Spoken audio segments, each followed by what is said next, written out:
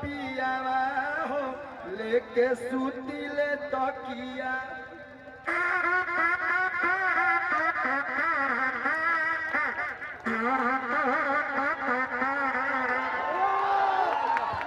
भैया का नाम है शिव शंकर जी। वाह भैया एकदम नमूना बनी, एक नंबर के कलाकार बनी। ये जे घर है ये जे घर है बिकरा अच्छा जादी पलवान भैया जादी। वाह एगो होता पिछावा से चूक राजा जी तो लगाई दी चोलिया के हुक राजा जी।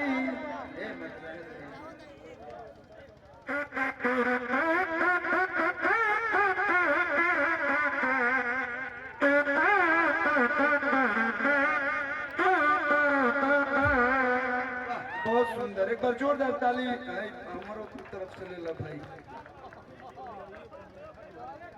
एगो गमछी ले आई ना, ले आई एगो गमछी दीजिए भाई को। बहुत ही आना ना फोड़ मत छुआ रे। तू कहाँ ताके लो, कहाँ हंसे ला हमारा ये राजा। ए जल्दी दीजिए ना गमछी जी। हेलो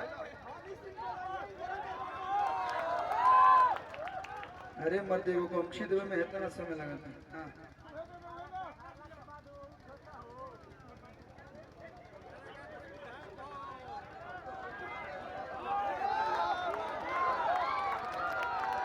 देखिए कलाकार छोटा हो या बड़ा, अब भैया इनकरा के अरे बस बड़ बने वाले प्रणाम।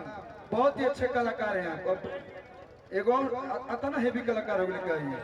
अच्छा इज्जत दी लोग अभी ना कि एगो और दे दे लोग तो इज्जत के बेइज्जत हो जाए। बैठाइए बैठो। अच्छा